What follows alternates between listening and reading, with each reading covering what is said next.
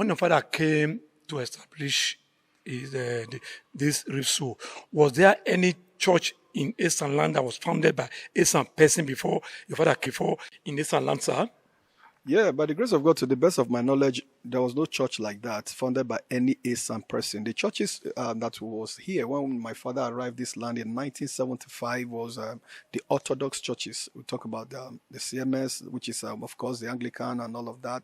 You have the Catholic, you had Assemblies of God, you had Church of God Mission, who was almost packing away. I think the one Reverend Okeke, that was the reverend there, was about even packing away, was so discouraged. It was the coming of my father that encouraged him to remain in the land. Daddy telling him, I've come so that the work of God might thrive in this land. There was no other known Esan person that was operating a church outside a church brought from other cities into Esan land.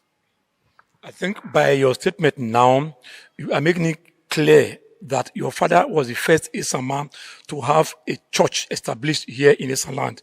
Am I right, sir? Yes, by the grace of God, that is so. Because most of the Pentecostal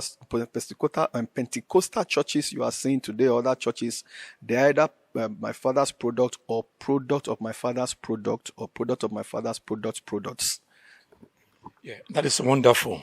I think at this junction, I would have liked you to mention one or two mentors or people that were mentored by your father that we can point at least as evidence to corroborate what you are saying here now, sir.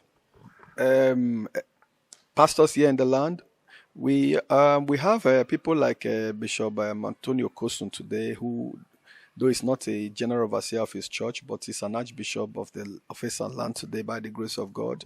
He used to say when my father was alive that those days my father was preaching, they used to play football, watching him do crusades. They would stand on the fence, they are watching, and it was one of his crusades that actually attracted him to give his life to Christ. People like Bishop Matthew Okpewolo, who later was one of the bishops here, the Esan district, Presbytery Bishop of Church of God Mission, who was a member of the Aladura. It's a product of my father's ministry. You have people like Reverend Godfrey Yoha, people like Reverend Aloma, that's Joseph Yoha, it's also called Aloma, and many of them like that I may not readily be able. And there are others in the cities.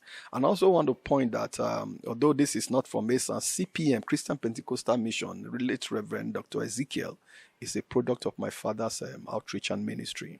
CPM is a very massive ministry globally. It's the product of my father's outreach and ministry.